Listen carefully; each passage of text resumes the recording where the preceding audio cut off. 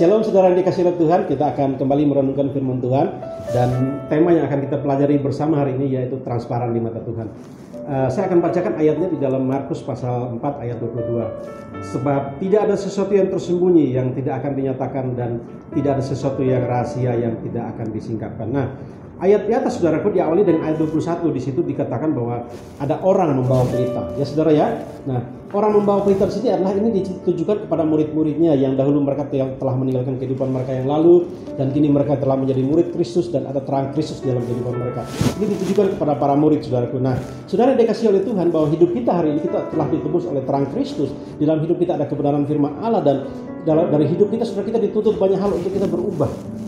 Ya saudaraku, Yesus memberikan penekanan kepada murid-muridnya bahwa kini kalian bukan yang dulu lagi, kalian sudah menjadi murid Kristus. Sehingga banyak orang, mata orang tertuju pada hidup kalian. Terang Kristus dalam kehidupan kalian, dan kalian akan dilihat oleh banyak orang. Sehingga jika hidup kalian gak berubah seperti orang-orang Yahudi pada umumnya, maka hidup kalian gak akan berbeda. Dahulu kamu menjadi pemungut cukai, hidup kamu akan seperti itu terus menerus. Yesus mau supaya hidup kita menunjukkan perubahan-perubahan hidup.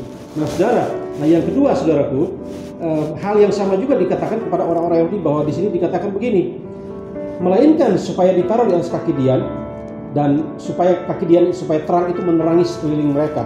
Kepada orang-orang Yahudi ahli Taurat, saudara, Yesus berkata bahwa biarlah terang itu ditaruh di atas kaki Dian untuk menerangi ruang sekitar mereka tinggal, sehingga ada hidup yang seimbang saudaraku. Hidup tidak lagi penuh dengan penghakiman, tetapi hidup penuh dengan topang menopang dan saling tolong menolong.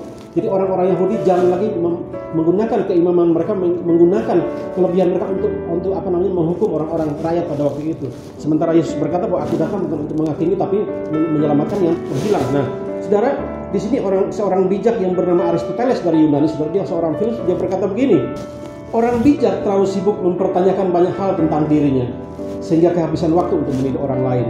Sehingga pesan firman Tuhan pada hari ini saudaraku, bahwa berhentilah mendidik orang lain, karena sesungguhnya orang lain lebih mengenal siapa kita.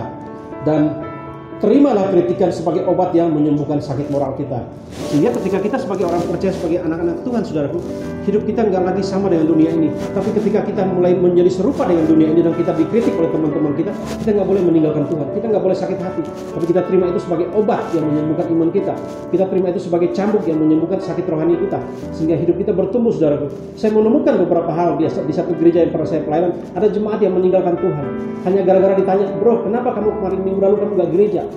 Dan dia sakit hati dan dia nggak mau ibadah di situ lagi, saudara. Nah, ini nggak boleh terjadi dalam kehidupan kita sebagai anggota jemaat. Bahwa ketika kita dikritik oleh saudara kita, sama sahabat kita terima sebagai obat, terima sebagai kata-kata yang mereka mengasihi kita. Haleluya.